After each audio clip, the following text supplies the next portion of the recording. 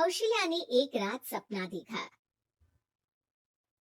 कौशल्या राजपूत, तुमने किए हैं जीवन में अच्छे अच्छे कर्म, इसलिए अब से जब तुम चाहो गायब हो सकती हो, जिसके लिए तुमको सिर्फ चुटकी बजानी होगी और चुटकी बजाते ही तुम गायब।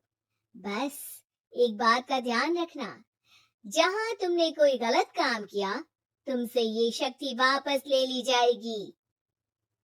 कौशल्या की नींद टूट जाती है। ये कैसा सपना था, गायब हो जाऊंगी मतलब?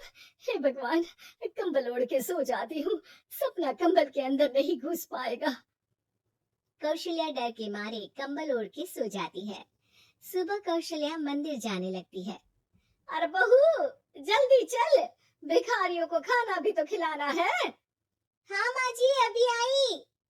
आज तो खीर और पूरी बने हैं, सब खुश हो जाएंगे। दोनों सास बहू कार से खाने का सामान लेकर मंदिर पहुंचते हैं और भगवान की आराधना के बाद मंदिर के बाहर बैठे भिखारियों को खाना खिलाने लगते हैं। दीदी, आप हर हफ्ते आते हो, इतना सारा करते हो हम लोगों के लिए, मैं आपके लिए रोज अलग से दुआ मांगता हूँ। ये तो फर्ज है हमारा। दीदी, थोड़ी पैसों की मदद हो जाती तो अच्छा होता। बड़े चौराहे पे मेरी बीवी भीख मांगती है, उसका इलाज करवाना है, 100-200 रुपए लग जाएंगे। कौशल्या उसी वक्त भिखारी को 500 का नोट दे देती है और दोनों सास बहू वहां से लौटने लगती हैं। तभी कौशल्या को कोई शंका होती है। अब बहू रुक, तो मैं भी आई। कौशल्या वापस वहीं जाती है तो देखती है कि भिखारी वहां है ही नहीं। कौशल्या को रात का सपना याद आता है। वो चुटकी बजा के गायब हो जाती है और सीधे भिखारी के पास पहुंचती है, पर भिखारी को वो दिखाई नहीं देती। कौशल्या देखती है कि भिखारी उन पैसों से शराब खरीद रहा है और कौशल्या उसे वहीं एक चाटा मारती है। अरे कौन है बे? एक और चाटा पड़ता है। अरे कौन है, कौन है? हिम्मत है तो सामने आओ। भिखारी को झूठ बोलने पर तड़ातड़ चाटे पड़ते हैं। वो वहां से भाग खड़ा होता है। कौशल्या चुटकी बजा के वापस बहू के पास आ जाती है और मन ही मन सोचती है, ऐसे तो मैं कितने गलत काम रोक सकती हूँ, कितनी ताकतवर हूँ मैं, किसी को पता भी नहीं चलेगा। सासू माँ, आप क्या सोच रही हो? अब कुछ नहीं, कुछ भी तो नहीं। ठीक है, मुझे ना थोड़े पैसों की जरूरत थी। मेरे कजिन भाई है ना, उनकी तबीयत थोड़ी इधर उधर हो रही है। वो तो खुद से नहीं कहेंगे कि पैसे दे दो, पर बहन होने के नाते मेरा तो फर्ज बनता है ना कि भाई की मदद करूं। अरे हाँ हाँ, ले जाना पैसे। पैसे इसीलिए तो कमाते हैं कि जरूरत में काम आ सके। घर पहुंच के कौशल्या अपनी बहू को 10,000 रुपए दे देती है। कब जाएगी तुम मायके? कल शाम की ट्रेन है। दोनों काम में लग जाती हैं। तभी काम वाली दीदी वहां आती है। आज ना मैं आप लोगों के लिए पनीर बनाऊंगी। ठीक है, मंगवा लेती हूँ पनीर। पड़ोस की दुकान वाला पनीर दे जाता है और काम वाली बाई पनीर से रेसिपी बनाने लगती है। आज अपनी सुपर पावर काम वाली बाई पे ट्राई करती हूँ, देखो तो सही किचन में करती क्या है ये। सास चुटकी बजा के गायब हो जाती है और किचन में पहुंचती है। बाई को खबर भी नहीं है कि कौशल्या भी किचन में ही है। आज तो मैं भी पनीर की सब्जी बनाऊंगी रात को अपने घर, और थोड़ा सा घी भी रख लेती हूँ। वैसे भी कौशल्या बुढ़िया खा खा के मोटी हो गई है। कौशल्या बाई की चोरी पकड़ लेती है और गुस्से में बाई की चोटी ऊपर उठा देती है।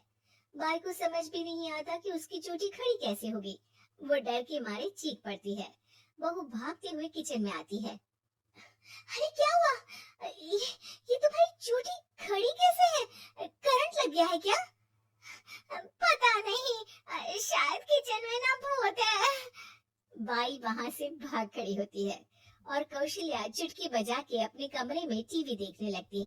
बहू वहां जाती है। माँ जी, किचन में ना भूत है, बाई भाग गई। अरे भागने देना, भूत का तो पता नहीं, किचन में चोर जरूर था, और वो थी अपनी काम वाली। अच्छा हुआ चली गई। बहू को कुछ समझ नहीं आया। उसने किचन में जो देखा उसके सदमे में जो थी वो अभी तक।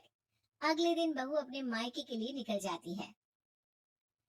कहीं भिखारी और काम वाली की तरह बहू भी तो मुझे धोखा नहीं दे रही। अरे कहीं वो पैसे ले जाके शॉपिंग तो नहीं करने वाली ना। अभी पता लगाती हूँ।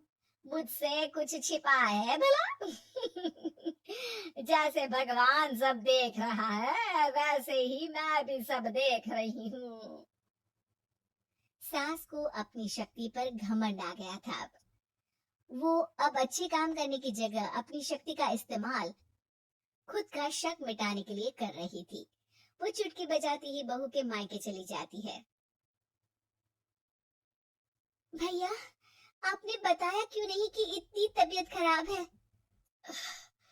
अरे तेरी सास बूढ़ी हो गई है, इतना भला काम करती है, उनकी मदद कौन करता है?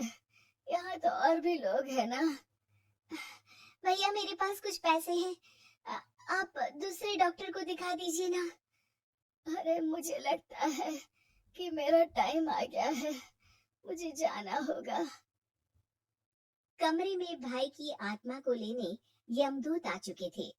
कौशल्या भले ही किसी को नहीं दिख रही थी, पर यमदूत ने उसे देख लिया। यही आत्मा है शायद, परछाई दिख रही है, पहले ही तैयार खड़ी है। अरे आप कौन हो? यमराज का नाम सुना है? हैं? आप यमराज हो क्या? नहीं, हम उनके यहाँ जॉब करते हैं, आत्मा उठा के ले जाते हैं डिलीवरी वाले।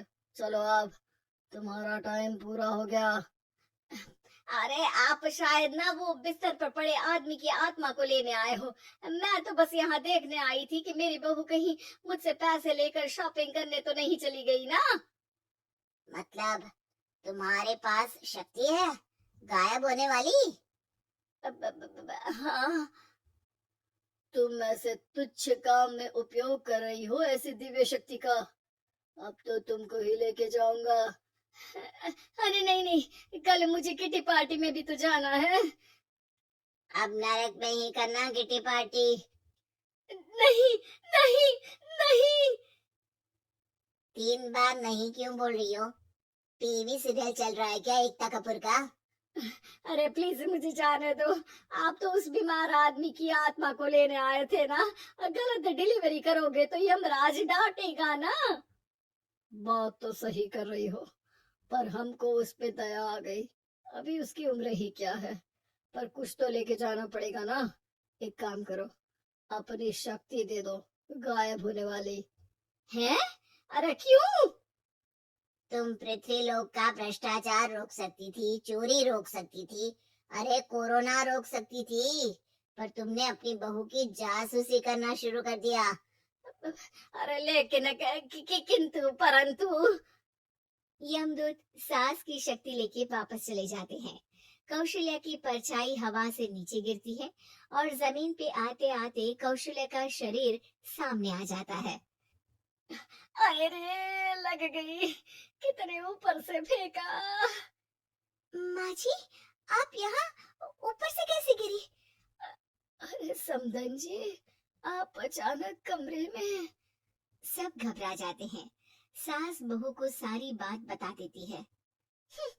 ये लो आपके 10,000 रुपए। आपको मुझ पे इतना भी भरोसा नहीं है? अरे बहन, मुझे दर्द नहीं हो रहा है, अब अचानक से सब अच्छा होने लगा है। अरे तो फिर बिस्तर से उठ जाओ और मुझे लेटने दो, गिरी हूँ ऊपर से तो पूरा बदन दुख रहा है। भाई को तो यमदूत ठीक करके जाते हैं, पर कौशल्या देवी दर्द के मारे बिस्तर पर आ जाती है।